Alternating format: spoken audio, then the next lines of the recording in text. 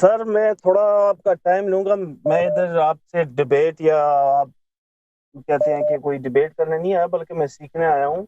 میرے چند جی سوالات تھے جی. پہلے تو ہم بھی شیعہ کافر کافر کے ہم نے خود نعرے لکھے ہیں. ایس ایس پی میں تھا ہوں میں اس کو زیادہ آپ سمجھ سکتے ہیں کہ ایس ایس پی جو ایک تنظیم تھی اس کے پاس صحابہ میں تو ہوں اسی شروع میں کیا معاویہ نام کو تھا؟ بھی ہم نے بڑی عزت کی.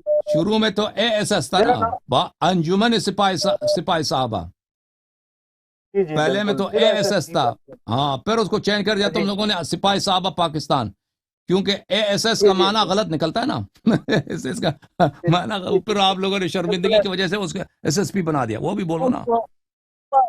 چلے نہیں وہ تو ہم نے کر دیا جو بھی کر دیا. وہ تو ابھی تو میں ان سے اللہ معافی دے میں نے تو برات کا اعلان کر دیا. وہ جو ایک معاویہ ہوں کی جھوٹی حدیثیں ہمیں فضائل بنائے جاتے تھے تو ابھی تو اللہ مغفرت فرمائے مولوی اسحاق صاحب کہ انہوں نے میں جو مطلب ہے بتایا ہے یا جو انہوں نے معاویہ کے کٹھے چٹے اور اس کے کالے کرتوت کھولے ہیں تو یقین کریں. پہلے تو ہم مولوی صاحب کے متعلق بھی یہی سوچتے تھے رافضی. بہرحال اللہ تعالیٰ نے ہدایت دی. تو اچھا شیخ بات یہ کہ معاویہ تک تو بات ٹھیک ہے ہم مانتے ہیں میں مانتا ہوں ٹھیک ہے. پر جب آپ بات کرتے ہیں حضرت عمر رضی اللہ عنہ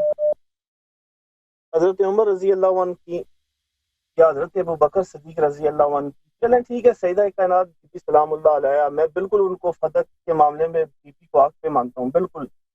اور یہ جو مصنف نے بھی شیبہ میں یہ جو روایت نقل کی ہے سلیم حلالی کی کتاب سے یہ ایک روایت ہے. اس کو بخاری نے بھی نقل کیا اور مصنف ابن ابی شیبہ نے بھی کیا ہے اور علامہ شبلی نعمانی نے بھی اس روایت کو ٹھیک آیا ہے. تو مفتی ساق صاحب سے ایک دفعہ ہم نے یہی سوال کیا تھا کہ آپ اس روایت کو ٹھیک سمجھتے ہیں. انہوں نے یہ کہا تھا کہ یہ نہیں ہو سکا. انجینئر صاحب نے یہی کہا کہ یہ روایت ٹھیک نہیں ہے کس کیونکہ روایت کی یہ بات ایک کر رہے ہیں کتاب بھائی؟ یہ جو بی بی پاک کے جو دروازہ گرانے والی روایت ہے. ہوں ہوں تو مفتی ساق صاحب نے یہ کہا جی کہ یہ روایت ٹھیک نہیں ہے. انجینئر صاحب بھی اس کو ٹھیک نہیں مانتے کیونکہ وہ کہتے ہیں کہ یہ سلیم حلالی کی ایک کتاب تھی جو اس نے مرنے سے پہلے کسی کو دی تھی اور کہا تھا کہ یہ آگے پہنچا دینا. تو وہ ان کے ہمارے یہاں اہل سنت والجماعت کے یہاں اس کو مجہول قرار دیا گیا. وہ ثقہ نہیں ہے. وہ تو کہاں، وہ اس پہ سلیم سے تھوڑا تو نہیں ہے. وہ مصنف ابن ابی شیبہ والی روایت سلیم سے ہے ہی نہیں. وہ سلیم سے نہیں ہے. وہ نہیں، کہاں سلیم سے؟ سلیم کا ذکر ہی نہیں اس میں. وہ بخاری مسلم کے رجال ہے سب. نہیں وہ میں آپ وہ کی بات ابن سمجھ رہا ہوں. وہ جو دیکھ، مولوی اسحاق صاحب کہتے تھے کہ شیعوں کے پاس حضرت زہرا سلام اللہ علیہ کی شہادت کی احادیث صرف سلیم کے ذریعے سے ہے. وہ ایک بات بالکل ان کی ہاں غلط ہے. شیعوں کے پاس یہ حضرت زہرا سلام اللہ علیہ کی شہادت مختلف طرق سے ہے. ابھی کچھ دن پہلے ایک آدمی نے فون کیا تھا اسی پروگرام میں نے وہ بہت سارے اس کے طرق دکھا دیا. اگر آپ چاہتے ہیں میں طرق دکھا دیتا ہوں. تو اب مولوی اسحاق صاحب کا بات یہ میرے ذہن میں جو ہے وہ یہ نہیں تھا کہ مصنف ابن ابی شیبہ سلیم کی طریق سے ہے. نہیں، مولوی صاحب کا یہ کہنا تھا کہ شیعوں کے پاس، شیعہ کہتے ہیں کہ حضرت زہرا سلام اللہ علیہ شہید ہیں، ان کے پاس صرف ایک ہی کتاب ہے، کتاب سلیم، صرف اس میں ہے، دوسرے میں نہیں ہے. یہ جملہ ان کا غلط ہے. جی جی لیکن جہاں تک مصنف ابن ابی شیبہ کا، اس میں سلیم کا ذکر ہی نہیں ہے بھائی. ہاں چلے. وہ اصل میں یہ جو بخاری میں بھی اس کو کوٹ کیا گیا ہے تو وہ کہتے ہیں جی کہ یہ جو روایت ہے یہ اس کو ہم صحیح مانتے ہی نہیں ہیں. تو ابھی میرے جیسا بندہ جس بندے کو نہ پتہ ہے جی ہم کدھر جائیں. آپ کی باتیں سنتے ہیں تو جناب زہرا سلام اللہ علیہ ان کی طرف ہے. اب بھائی اپنے اہل سنت کی طرف جاتے ہیں وہ کہتے ہیں جی ان کی شانیں ہیں یہ اشرا مبشرہ صحابہ میں سے ہیں، السابقون الاولون میں سے ہیں. تو جہاں رہی بات معاویہ کی اس پہ تو ہمیں بات کرنا ہی نہیں چاہتا کیونکہ وہ مجھے پتہ چل چکا ہے. باقی رہی ان کی بات السابقون الاولون میں سے ہیں، اشرا مبشرہ میں سے ہیں. اس کے بعد یہ بڑے خلیفہ رہے ہیں. جناب علی علیہ السلام ان کے پیچھے نماز بھی پڑھتے تھے، ان کے ساتھ تعلقات بھی اچھے تھے. تو ابھی ہم میرے جیسا بندہ کدھر جائے جی؟ کس کی بات مانے؟ آپ کی بات مانیں یا ہم دیکھیں میرے بھائی، اہل سنت کی دیکھیں میں بات نے مانیں؟ آج کے پروگرام میں بھی مولوی صاحب سے پوچھا تھا. وہ ایسے موضوعات لے کے آتے ہیں نا، ایک ہی حدیث لے کے آتے ہیں کہ وہ حدیث پہ ہمارا اتنا بھروسہ بھی نہیں ہے. وہ کہتے ہیں اس کی صحت ثابت کرو.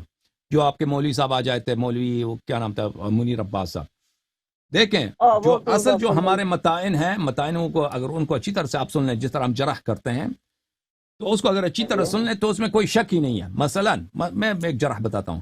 رسول اللہ صلی اللہ علیہ وسلم نے ابو بکر کو اپنا خلیفہ نہیں بنایا ہے. اللہ نے ابو بکر کو رسول صلی اللہ علیہ وسلم کا خلیفہ نہیں بنایا ہے، لیکن ابو بکر نے اپنے آپ کو خلیفہ کہلوایا کہ میں خلیفۃ الرسول ہوں، اور اس نے مسلمانوں پہ خلیفۃ الرسول صلی اللہ علیہ وسلم کی حیثیت سے حکومت کی ہے، اور رسول اللہ صلی اللہ علیہ وسلم نے اس کو خلیفت نہیں بنا. آپ مجھے بتائیں، ومن لم يحكم بما انزل الله فاولئك خود باقی خود fill in the blanks، باقی خالی جگہ تم پر کرو کہ قرآن میں کیا لکھا ہے کہ ومن لم يحكم بما انزل الله فاولئك هم الفاسقون الظالمون، اور پھر کافرون. اگر یا اس کی خلافت کی دلیل لے کے اگر اللہ اور رسول صلی اللہ علیہ وسلم نے اس کو خلیفہ تعین نہیں کیا ہے، مسلمانوں کا امام نہیں بنایا، تو کس حیثیت سے، کس شرعی دلیل سے وہ اپنے آپ کو خلیفہ کہا کہ میں جانشین رسول ہوں؟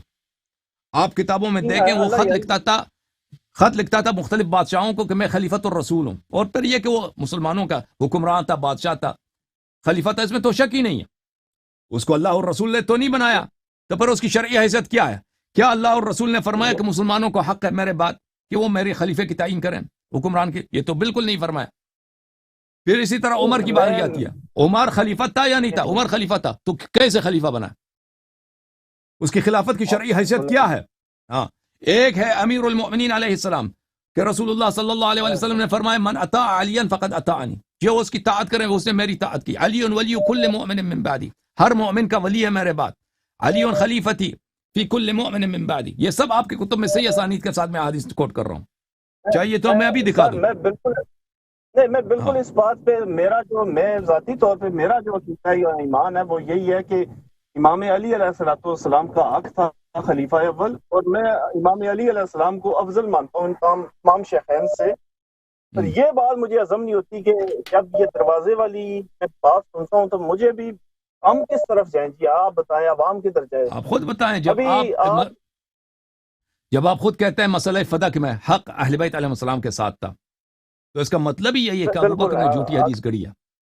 اس کا مطلب یہی ہے کہ حدیث ان معاشر الانبیاء لا نورث ما ترکنا صدقہ، کہ ہم جو پیچھے چھوڑتے ہیں یہ ارث نہیں ہوتی، یہ صدقہ ہوتا ہے، یہ جھوٹی ہے. آپ خود مجھے بتائیں کہ ایک شخص ہے جو اہل بیت علیہ السلام کا حق کہا جاتا ہے، اس کے لیے غلط حدیث گڑھتا ہے، تو آپ خود مجھے بتائیں اس کا کیا حکم ہے؟ ختم بات. وہ تو ظاہر سی بات ہے. پر یہ دروازے والی جو سیدہ سلام اللہ علیہ کے اوپر یہ جو دروازہ پھینکا گیا ہے، یا جو آپ ظلم و ستم ہوا ہے، یہ واقعی کیا حق ہے جی؟ یا ہمارے کتب میں اس کے روایات بہت زیادہ ہیں. اس کی روایت ایک دو نہیں ہے، کئی ایک روایات ہیں. میں اگر چاہیے تو میں آپ کو دکھا دیتا، ابھی چاہیے ابھی دکھا دیتا ہوں، ٹھیک ہے نا؟ اس میں کچھ 5-10 منٹ لگیں گے، میں مختلف احادیث آپ کو دکھاؤں گا، چاہیے تو میں دکھا دیتا ہوں. آپ کے کتب میں شروع سے میرے بھائی، شروع سے آپ کے محدثین کا یہ رویہ رہا ہے کہ ابو بکر عمر کے اگر کسی حدیث میں ان کا ایسا کام ہو جس میں ان کا ضعف نکالا جائے تو اس کو نقل نہ کرو. اس کو کہتے ہیں بلی الکف عما شجر بین الصحابہ، صحابہ کے اندر جو اختلافی باتیں ہیں ان کو بالکل بیان نہ کرو. تو شروع سے یہ سینسرشپ کا اور سیلف فلٹرنگ کا کہ فلٹر کیا جائے اور سینسر کیا جائے، شروع سے یہ چلتا آ رہا ہے. تو آپ لوگوں کی کتابیں میں یہ احادیث موجود ہیں، لیکن یہ حدیث کم ہے. انصاب الاشراف میں موجود ہے، مصنف ابن ابی شیبہ میں موجود ہے، لیکن بقیہ کتابوں میں مشہور معروف جو کتابیں اس میں نہیں ہے. اس کی وجہ بھی بہت واضح ہے. اس کی وجہ یہ ہے کہ ایسی شروع سے محدثین اس بات کو چھپاتے بھی نہیں ہیں، یعنی اس بات کی طرف فخر سے کہتے ہیں کہ ہم وہ احادیث جو اس میں ابو بکر عمر کی برائیاں ہوں یا کسی بھی صحابی کی بری بات ہو، ہم اس کو نقل نہیں کریں گے. اور اگر کوئی شخص نقل کرتا ہے تو اس کی وہ کیا کرتے ہیں، اس کی تعان کرتے ہیں، اس کو وہ متعون بنا لیتے ہیں. تو اس لیے آپ لوگوں کے احادیث صحابہ کی شان میں جو احادیث شیعوں کے ہاں ہیں وہ اس طرح آپ کے ہاں نہیں ہے. اس کی وجہ بہت واضح ہے.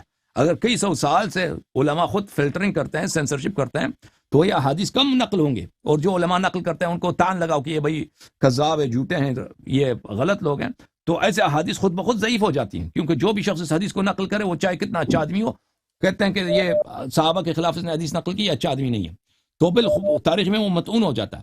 تو آپ کے ہاں یہ حدیث امیر المؤمنین علیہ الصلوۃ والسلام کے گھر پہ آگ لے کے جانا، یہ صحیح سند کے ساتھ کہ آگ لے کے آیا عمر نے، یہ صحیح سند کے ساتھ انصاب الاشراف میں ثابت ہے. پھر وہ لکڑ لے کے آیا ہے، یہ بھی صحیح سند کے ساتھ ثابت ہے انصاب الاشراف میں. پھر مصنف ابن شیبہ میں ہے کہ اس نے قسم کھایا کہ اگر یہ لوگ دوبارہ آپ کے گھر میں جمع ہو جائیں تو میں اس گھر کو آگ لگا دوں گا، یہ بھی ثابت ہے.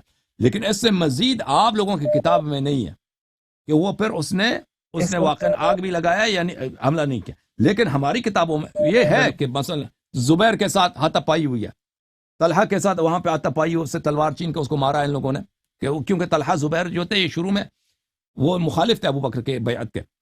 تو یہ آپ لوگوں کی کتابوں میں ہے، لیکن ہماری کتابوں میں وہ اس سے زیادہ منقول ہے کہ لکڑ بھی لے کے آئے تھے، آگ بھی لے کے آئے تھے، اور انہوں نے حملہ بھی کیا تھا گھر پر، ٹھیک ہے نا. اور پھر اس کے علاوہ ابو بکر کی بھی وہ حدیث صحیح سند کے ساتھ کئی کتب میں موجود ہے کہ اس نے کہا کہ مرتے وقت اس نے کہا کہ میری ایک تمنا ہے، میری کئی تمنا، ایک تمنا یہی ہے کہ میں حضرت زہرا سلام اللہ علیہ کے گھر پہ کہ گھر کو میں مکشوف نہ کرتا، بے پردہ نہ کرتا. تو اس سے مراد بھی وہی ہے کہ اس نے کس لیے مکشوف کیا ہے. مکشوف سے مراد یہی کہ ان لوگوں نے حملہ کیا تھا. وَإِنْ أَغْلَقُوا عَلَيَّ الْحَرْبَ، اس میں یہ بھی ہے کہ میں کہ یا لیتنی لم اکشف بیت فاطمہ علیہ السلام وَإِنْ أَغْلَقُوا عَلَيَّ الْحَرْبَ، اگر وہ اپنے گھر میں میرے خلاف جنگ کی تیاری بھی کر رہے ہوتے تو کاش میں ان کے گھر پہ حملہ نہ کرتا. یہ اس کے صریح الفاظ ہیں. یہ المختارہ ضیاء مقدسی کی جو کتاب ہے الحدیث المختارہ، اس میں اس نے سب احادیث صحیح احادیث جمع کی ہے، اس نے اس حدیث کو لایا ہے. اور ضیاء مقدسی جو بہت بلند پائے کے محدث ہے، اس حدیث کے آخر میں کہتے ہیں یہ حدیث کی سند حسن ہے، حسن ہے. ابو بکر کہنا الفاظ ہیں، ٹھیک ہے نا بھائی. اب اگر مزید اس کے متعلق چاہیے تو تاریخ، اب میں آپ کو کہہ دوں، میں آپ کو ایک مثال دے دیتا ہوں. حضرت موسیٰ علیہ السلام پہاڑی پہ گئے نا، اس کے سب صحابہ سوائے کچھ کے انہوں نے بچڑے کی عبادت کیا، حالانکہ انہوں نے کتنے معجزات دیکھے. یہ وہی بنی اسرائیل تھے جن کے لیے آسمان سے وَظَلَّلْنَا عَلَيْكُمُ الْغَمَامَ وَأَنزَلْنَا عَلَيْكُمُ الْمَنَّ وَالسَّلْوَىٰ، ان کے لیے آسمان سے دسترخوان نازل ہوتے تھے، روسٹ پرندہ من و سلوا، روسٹ پرندہ ان کے کھانے کے لیے، شام کے کھانے اور لنچ اور ڈنر کے لیے ان کا آسمان سے آتا تھا. یہ چلتے تھے تو ان پہ سایہ ہوتا تھا. انہوں نے حضرت موسیٰ علیہ السلام کو دیکھا کہ اس کے کتنے موجے، انہوں نے لاٹھی ڈالا ہے تو لاٹھی نے سارے بہت اژدہا بن گیا ہے، اور فرعون کے معجزے کو انہوں نے کھا لیا ہے. تو یہ تو سب ثابت ہے. اس کے باوجود یہ صحابہ انہوں نے کیسے انہوں نے ایسی جس چیز کام کا کوئی فائدہ ہی نہیں ہے، وہ کیا وہ سب بھی صحابہ سب بھی سید ہیں، سب یعنی بنی اسرائیل میں سے فرزندان ابراہیم علیہ السلام ہیں. سب سے اعلیٰ نسل اس زمانے میں کس کا تھا؟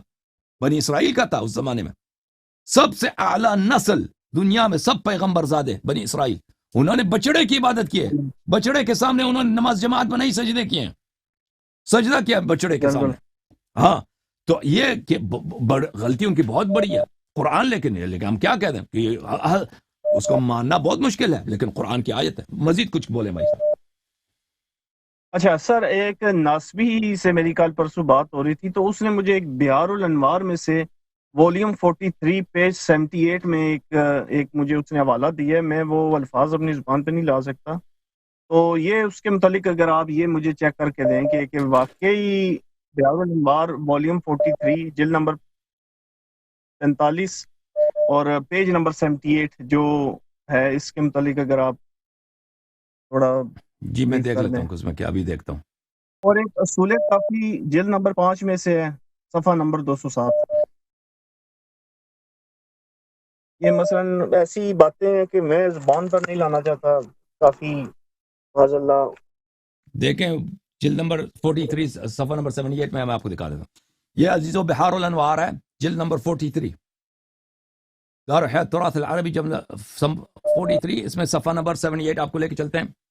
صفحہ نمبر 78، یہ بھائی صفحہ نمبر 77 ہے. حدیث یہاں پہ حدیث نمبر 64 یہاں سے شروع ہوتی ہے. بھلے کہ حضرت زہرا سلام اللہ علیہ کو بیماری تھی، ان کو کوئی جسم میں کوئی مشکل تھا، تو رسول پاک صلی اللہ علیہ وآلہ وسلم سے ملنے آئے، ان کے پاس بیٹھے، انہوں نے کہا کہ مجھے کھانا چاہیے. تو رسول اللہ صلی اللہ علیہ وآلہ وسلم نے تاقچے کی طرف دیکھا، وہاں پہ کچھ کشمش تھے اور کچھ کھانے تھے اور انگور ہے،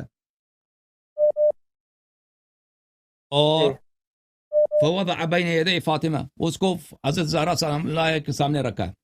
فوضع رسول اللہ صلی اللہ علیہ وآلہ وسلم یدہ فی الطبق وسم اللہ، رسول پاک صلی اللہ علیہ وسلم اپنا ہاتھ اس ظرف میں رکھا ہے اور انہوں نے بسم اللہ کہا، وقال کلوا بسم اللہ، اور پھر فرمایا کہ اس میں سے کھا لیں، اللہ کے نام لے کے کھا لیں۔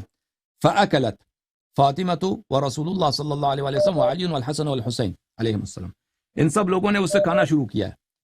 فاطمہ سلام اللہ علیہ، رسول اللہ، علی، حسن، حسین۔ یہ صفحہ نمبر 78 ہے بھائی، یہ دیکھ لو اچھی طرح سے، صفحہ نمبر 78، صفحہ نمبر 78، جلد نمبر 43، کوئی اور چیز نہیں پڑھا میں۔ اچھا، اسی کھانے کے حالت میں تھے کہ ایک سائل آیا دروازے پر، اس نے کہا السلام علیکم اطعمونا مما رزقکم اللہ،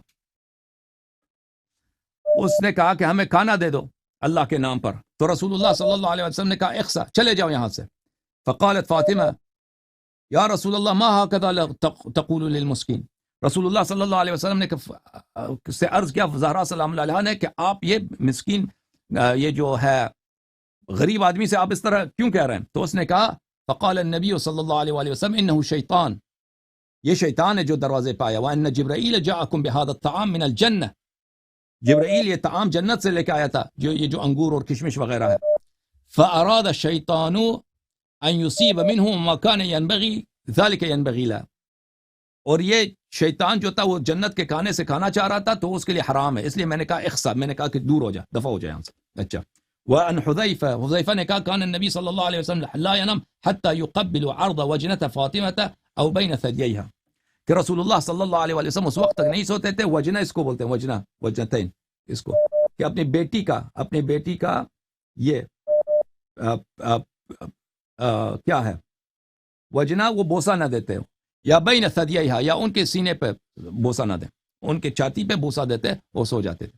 اب یہ جو حذیفہ کی حدیث ہے ان حذیفہ، یہ شیعوں کی حدیث نہیں ہے۔ حذیفہ سے جو ہمارے صحابہ سے جو روایت آتے ہیں وہ ہمارے روایت نہیں ہوتے اہل بیت علیہ السلام کے، ہمارے علماء اپنے کتب میں کچھ روایت داخل کرتے ہیں مخالفین کے کتب سے، تو اس میں یہ ہے۔ دوسری جو حدیث ہے ان جعفر بن محمد قال رسول اللہ صلی اللہ علیہ وسلم لا ينام حتى يضع وجهه الكريم بين ثديي فاطمہ، رسول اللہ صلی اللہ علیہ وسلم اس وقت تک نہیں سوتے تھے کہ وہ حضرت زہرا سلام اللہ علیہ کو آغوش میں لیتے اور اپنا سر مبارک ان کے چھاتی پہ رکھتے۔ تو یہ جو ہے نا، اس میں سے بعض لوگ اس کو تانا بناتے ہیں کہ کیسے ہو سکتا ہے، تو یہ ایک باپ کے لیے ایک بوڑھا باپ ہے، اس کو اپنی بیٹی سے پیار ہے، محبت ہے، تو اس میں کوئی غلط بات نہیں ہے کہ ایک باپ ہے وہ بھی معصوم ہے، بیٹی بھی معصوم ہے، کہ وہ یعنی اتنی پیار ہے، سونے سے پہلے آ کے ان سے ملتے اور ان کو چھاتی لگاتے یا اپنا چہرہ ان کے سینے پہ لگا دیتے، اس میں کوئی حرمت نہیں ہے، نہ شرعن تو کوئی حرمت نہیں ہے، کیونکہ باپ بیٹے تو باپ اور بیٹی محرم ہوتے ہیں، وہ ایک دوسرے کو لمس کر سکتے ہیں، ٹچ کر سکتے ہیں۔ اب سر کو سینے پہ رکھنا یہ اس میں کوئی مشکل نہیں ہے، اس میں کوئی، شاید اسی کو انہوں نے آپ کے لیے کوئی اس کو بنا کے بھیجا ہے کہ یہ دیکھیں کہ شیعہ اس کی بے حرمتی کرتے ہیں، بھلے جی بالکل ایسے، یہ بے حرمتی نہیں ہے، یہ ایک محبت ہے، ایک بوڑھا باپ ہے۔ رسول اللہ صلی اللہ علیہ وسلم جب مدینے آئے تھے تو ان کی عمر 53 سال تھی، اس کے 2 سال بعد حضرت زہرا سلام اللہ علیہ کی وہ شادی ہو گئی، 55 سال اس کی عمر تھے، بیٹی بھی چھوٹی عمر میں شادی کی حضرت زہرا سلام اللہ علیہ، 9 سال ان کی عمر تھی، شادی کرا دی۔ تو اگر اس عمر میں باپ کو پیار ہے، باپ معصوم ہے، سید انبیاء ہے، بیٹی بھی سیدۃ النساء العالمین، ان سے محبت کرے، اور حدیث میں بہت ہے کہ رسول اللہ صلی اللہ علیہ وسلم جب جنت کے خوشبو کے وہ مشتاق ہوتے تھے، اشتیاق ہوتی تھی، تو حضرت زہرا سلام اللہ علیہ کو یاد کرتے تھے اور ان کی بو سے جنت کی یاد آتی تھی۔ تو اگر اس طرح کا ہو، یہ اس میں کوئی اشکال نہیں، مگر یہ کسی دل کے کوئی شخص اس کو بہانہ بنا دے، یعنی اس کو ہاں بہانہ بنا دے، تو بہانہ بنا سکتے ہیں، لیکن اس میں بالکل ایسی کوئی بات نہیں ہے۔ اب اگر میری کوئی دنیا میں بیٹی نہیں ہے، اگر میری بیٹی ہوتی تو میں خود اپنی بیٹی کو آغوش بھی لگا دیتا، میں اس کو گود میں بھی لگا دیتا، اس کو چومتا بھی، اس میں کوئی ایسی بات نہیں ہے۔ اگر بیٹی بڑی ہو گئی ہے تو بڑی جوان بیٹی کو باپ جو بوڑھا ہے اس کو آغوش میں لے یعنی گلہ لگا دے، اس میں کوئی حرمت نہیں ہے بھائی، نہ شرعن حرمت ہے اور نہ شریعت میں تو کوئی حرمت نہیں ہے، عرف میں بھی اس کی کوئی قبح نہیں ہے۔ اچھا، پھر آپ نے کہا کافی میں کون سی جلد ہے؟ سورہ کافی جلد نمبر 5 ہے جی، صفحہ نمبر 260 ہے۔ یہ جلد نمبر 5 ہے، صفحہ نمبر 260، کتاب اصول کافی، فروع الکافی۔ جی جی الفروع من اصول الکافی، کافی ہے بالکل. اصول کافی نہیں، فروع کافی، اصول کافی جلد نمبر 1 اور 2 ہے، اس میں 5 نہیں ہے. یہ فروع کافی جلد نمبر 5 ہے، صفحہ نمبر 260، کتاب المعیشہ صفحہ نمبر 260. اس میں جو ہے نا 260. فضل الزراعہ، یہ کھیتی باڑی کے جو فضائل ہیں کہ اللہ تعالیٰ نے ان اللہ نہیں اختار لانبیاء الحرث والزرع، اللہ تعالیٰ نے زراعت کو، کھیتی باڑی کو اپنے انبیاء کے لیے انتخاب کیا ہے. کہ لا یکرہوا شیئا من قطر السماء، تاکہ ان کو آسمان سے جو بھی نازل آتا ہے ان کو وہ برا نہ لگے. اس طرح کیا حدیث ہے، اس میں کوئی ایسی چیز نہیں ہے. نہیں پھر ٹھیک ہے سر، پھر اس نے غلط بیانی کی ہے اس بندے نے میرے ساتھ بہت بڑی، کیونکہ جو مجھے بھیجا گیا ہے اصول کافی جلد نمبر 5 ہے، تو آپ کہہ رہے ہیں یہ تو جلد نمبر 5 تو آئے نہیں اصول کافی میں، تو پھر اس کا اصول مطلب کافی میں یہ جلد کہ 5 نہیں ہے بھائی، کسی بھی چھاپ میں دنیا میں جتنے چھاپے گئے ہیں اصول کافی اس میں جلد 5 نہیں ہے. جلد 1 2 ہے، 5 نہیں ہے.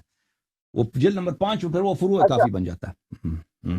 اچھا، میرا ایک آخری سوال ہے جی کہ جی جناب. یہ تو شیعہ سنی سے ہٹ کے یہ جو ہمارے یہاں توحید کا بتایا جاتا ہے یا جس طرح بھی، یہ جو غیر مسلم ہے، مثال کے طور پہ ایک بندہ ہے یہاں پہ ہمارے ساتھ، کئی گورے بھی کام کرتے ہیں، وہ بڑے دل کے اچھے ہیں، ان کو پتہ ہی نہیں ہے کہ اسلام کیا ہے، دین کیا ہے، مذہب کیا ہے، تو ایسے لوگوں کے ساتھ کیا معاملہ ہوگا کہ مثلا کیا صرف اللہ تعالیٰ مثلا ہمیں ہی جنت میں بھیجے گا، یا جو مسلمان ہیں یا جنہوں نے اسلام قبول کیا، تو یہ باقی جو دنیا پیدا ہوئی ہے ان کو پتہ نہیں ہے، کسی کے پاس حکم پہنچا نہیں ہے، ان کے متعلق کیا مطلب اللہ پاک فرماتے ہیں کہ ان کے ساتھ کیا معاملہ ہوگا؟